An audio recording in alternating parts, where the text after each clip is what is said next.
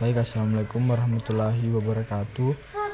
Kami dari kelompok 5 akan menjawab pertanyaan dari kelompok lain.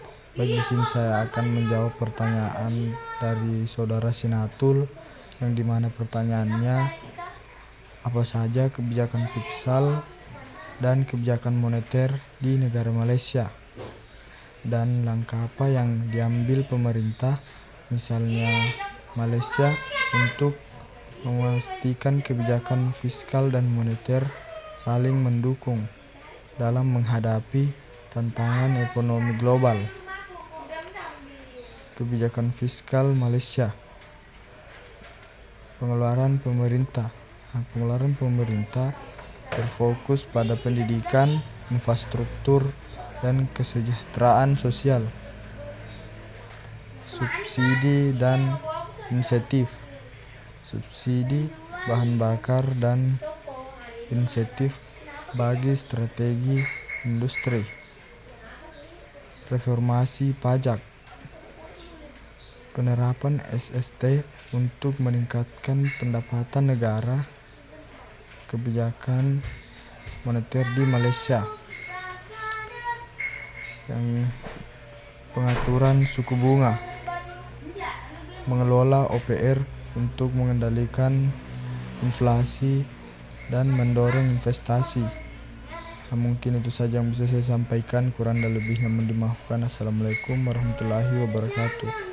Baik, di sini saya akan menjawab pertanyaan dari saudara Aldi, perwakilan dari kelompok 2, yang dimana pertanyaannya yaitu, apakah negara Malaysia saat ini dikategorikan sebagai negara yang memiliki tingkat jumlah pengangguran yang tinggi di Asia Tenggara atau sebaliknya, dan bagaimana cara perhitungannya? Baik, negara Malaysia saat ini tidak dikategorikan sebagai negara dengan tingkat pengangguran tinggi di Asia Tenggara. Menurut data terbaru, tingkat pengangguran di Malaysia sebesar 3,2% pada September 2024. Ini jauh lebih rendah dibandingkan dengan negara-negara lain di Asia Tenggara seperti Indonesia yang memiliki tingkat pengangguran sebesar 5,2%. Untuk mengukur tingkat pengangguran digunakan beberapa indikator, seperti yang pertama yaitu jumlah pengangguran, yaitu jumlah orang yang tidak bekerja dan sedang mencari pekerjaan. Yang kedua, jumlah angka kerja atau yaitu jumlah orang yang berusia kerja dan siap bekerja. Yang ketiga, tingkat pengangguran, yaitu persentase jumlah pengangguran terhadap jumlah angkatan kerja. Jadi rumus untuk menghitung tingkat pengangguran yaitu tingkat pengangguran sama dengan jumlah pengangguran dibagi dengan jumlah angkatan kerja dikali dengan 100%. Data tingkat pengangguran biasanya juga diperoleh melalui survei dan penelitian oleh lembaga statistik negara atau organisasi internasional seperti IMF dan Bank Dunia. Baik, di sini saya akan menjawab pertanyaan dari kelompok keempat, yaitu dari saudara Ferdi, yang dimana pertanyaannya, bagaimana hubungan antara tingkat inflasi, tingkat pengeluaran pemerintah, tingkat pendidikan, tingkat pengangguran, dan tingkat kemiskinan di Malaysia, serta bagaimana faktor yang saling mempengaruhi dalam konteks pertumbuhan ekonomi dan kesejahteraan sosial negara.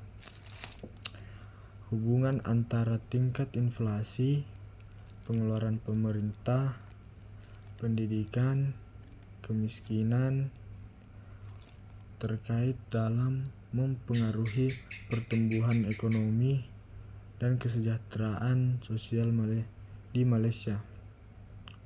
Kesejahteraan sosial di Malaysia itu terbagi beberapa bagian.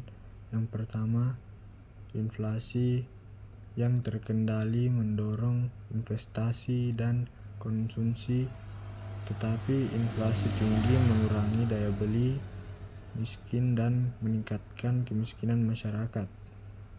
Yang kedua, pengeluaran atau pemerintah. Investasi pemerintah di sektor pendidikan, infrastruktur, dan program kesejahteraan sosial mengurangi kemiskinan, menciptakan lapangan kerja, dan mendukung pertumbuhan ekonomi. Yang ketiga, pendidikan.